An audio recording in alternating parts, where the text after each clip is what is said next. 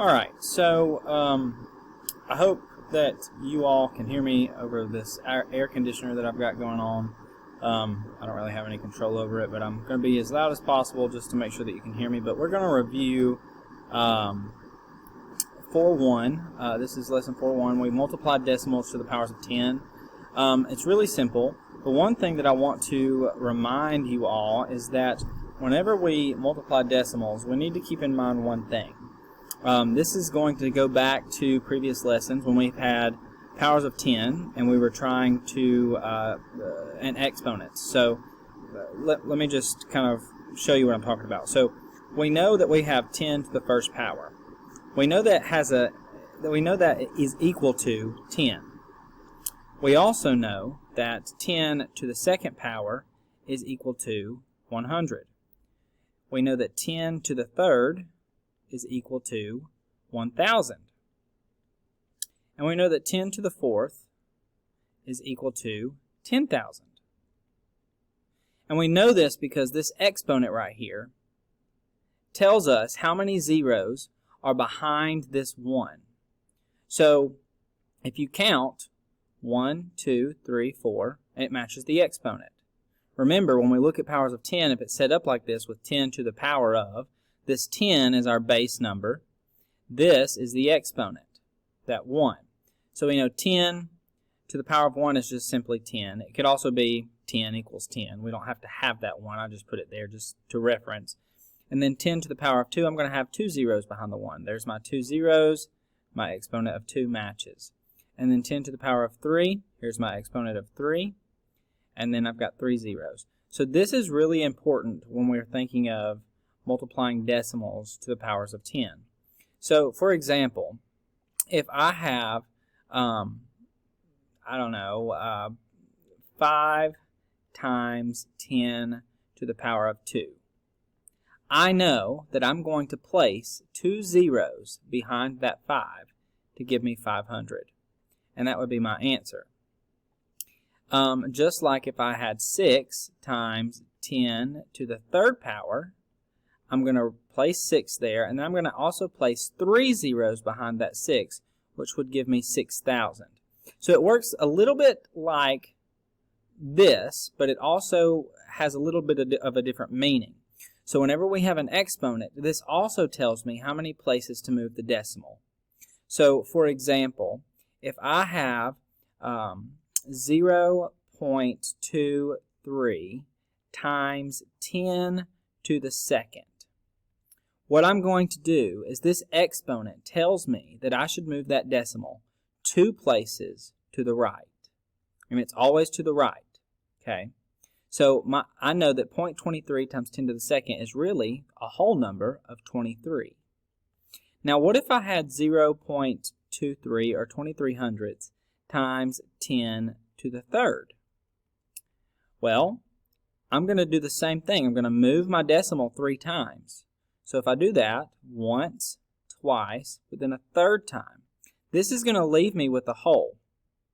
And in this hole, where my decimal is, right here, I place 1 0. So if you have a question over, well, how many zeros does 23 hundredths have if it's multiplied by the power of 3, you would say it has 1 0. But that's because we move our decimal 3 times and then place the zeros in the holes that we have. I hope that makes sense. So we're going to look at a couple of examples. It's all about patterns. So here's a chart, and it says you can use patterns to multiply decimals by the power of 10. Continue the pattern to complete the table. So that's what we're going to do. We're going to complete this table. So 10 is the standard form. The exponential form, or the exponent, would be 10 to the first. And here's an example. 2.74 times 10 to the first is simply 27.4. We know that because this decimal is moved 1 place, because this exponent tells us to move it 1 place to the right. Then here's another example. 100. That's the standard form of 10 to the second, which I just went over. So because I have a 2 here as an exponent, I'm going to move my decimal not 1 place, but 2 places. So 1, 2, which gives me the whole number of 274.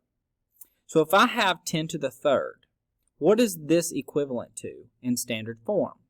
Well, just as I stated before, it's equivalent to 1,000. Why? Because 3, the exponent 3, makes me have 3 zeros. So if I multiplied 2.74 times 10 to the third, I would move my decimal place, 3 times. 1, 2, 3. Right here is the whole. So I would have to fill that with a 0, which is where that comes in. So if I were to complete this portion, I have 10,000 here. I know that 10,000 is equivalent to 10 to the fourth because there are 4 zeros. 1, 2, 3, 4. And in order to multiply 2.74 times 10 to the fourth, I'm going to move my decimal place 4 times. 1, 2, 3, 4. So I know that 274 is going to be here, but then I have 2 holes. 1, 2, and then my decimal is back here. In these holes, we place zeros. So my answer is 27,400. Okay? I hope that makes sense. Let's look at this. This one says continue to use the pattern to multiply by decimals to complete the table. So once again, it gives us the same numbers, standard form, but it doesn't give us the exponent. That's okay, because we know that 10 to the first equals 10. We know that 10 to the second equals 100. And we know that 10 to the third equals 1,000. And we know that 10 to the fourth equals 10,000. So this should be easy for us. I've got 100 here. If I wanted to be extra and do the most, I would say that this is also equal to 10 to the third. Because I was wrong. It equals 10 to the second. My bad. So this would equal 10 to the second. This one will equal 10 to the third, which is, once again, right here for you to remember. It's very important.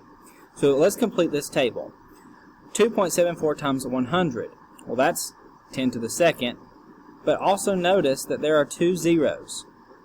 2 zeros, 2 exponents. A 2 exponent means I got to move my decimal place 2 places to the right. 1, 2. So my answer would be, whoop, my pen is messing up. My answer would be, I'm clicking it again, sorry, is 274. And my decimal will go behind. So here for 1,000, I know that I'm multiplying by 1,000, or I'm just going to write it the short way and say 10 to the third. I know that means I've got to move my decimal place 1, 2, 3 places. So it's going to be 2,740, because that 0 goes right here in this hole that I have. Okay? So let's look at this. We're going to use the pattern. So 3.15 times 1 is what?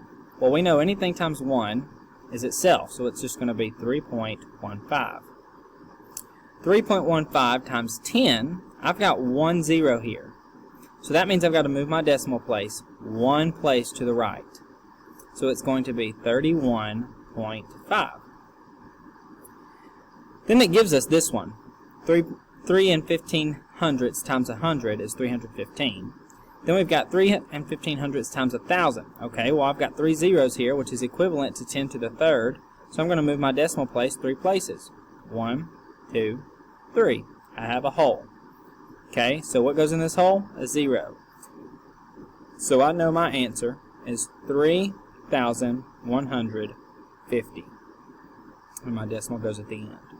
Now is a good time to pause, and I want you to see if you can figure out these, which you should be able to because they are just like these. The only difference is they've changed our standard form to exponential form. So once you pause, fill it in and then check and see if you're correct. So obviously, this one is going to be 3.15 because it's saying, or excuse me, no, it is not going to be 3.15. I hope you can tell me why tomorrow when you watch these. But it's going to be 31.5. Why? Because I have a 1 here and I've got to move my decimal 1 place to the right. Here I've got 2 decimal places, so if I did that, 1, 2, it gives me the answer of 315. Now I've got 3 decimal places, 1, 2, 3. In this hole, goes a 0. So it's going to be 3150, 3,150 with my decimal here. That looks like a decimal. And then 10 to the 4th, I'm going to move it 4 places. 1, 2, 3, 4. So I have 2 holes here. So it's going to be 31500, which is 31,500. Okay? Sorry, I thought I ran out of time, but I didn't. I have 5 more minutes to get this done. So this is a question that you might see on an assessment. It says use patterns to find the product. Remember, a product is the answer to a multiplication problem. I don't like how I'm writing sideways, so I'm going to try to redo that. Remember, a product is the answer to a multiplication problem.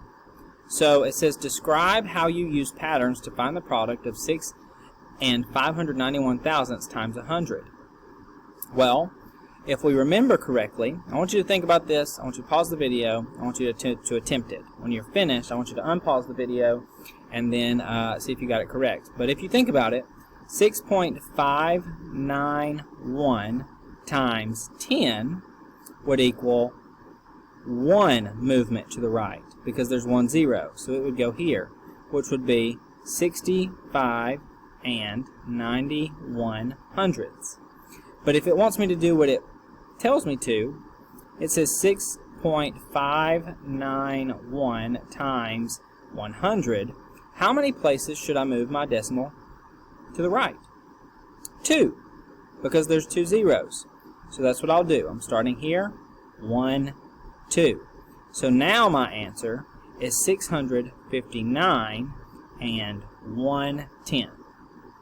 So basically, if I were to describe how I use these patterns, I would say I would look at the zeros, and that tells me how many decimal places to the right to move my decimal. Or if it was an exponential form, I would say I would look at the exponent, and that would tell me how many places to move my decimal to the right. But in general, guys, look, you're really just multiplying by 10. Okay? So if you have any more questions about this section, 4.1, just let me know. But I hope this has helped to you, and I hope that you can get some good practice out of it. And if you would like, here are some extra practice problems that you can pause the video to practice and then check. So I'm going to go down here and go get a new slide real quick. So here's another practice problem. You can practice this one. This one's number 1. You can do 3.764 times 1,000. The second practice problem, 5.3247 times 10,000. And here's the third one. I'll give you 4. 0.5932 times 10 to the 5th. That one might be a little challenging.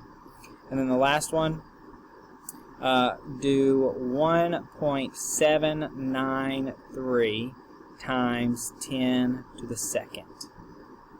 Okay, so pause it, attempt them, and then here's your answers.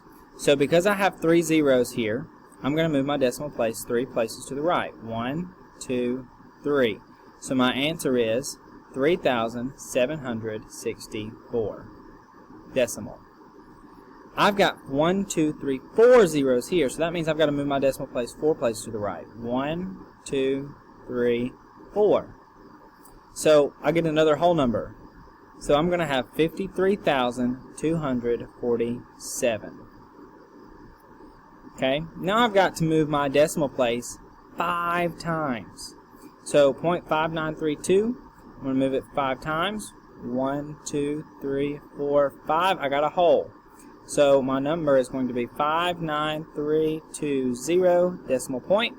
And last one, I've got to move it 2 places because my exponent tells me to.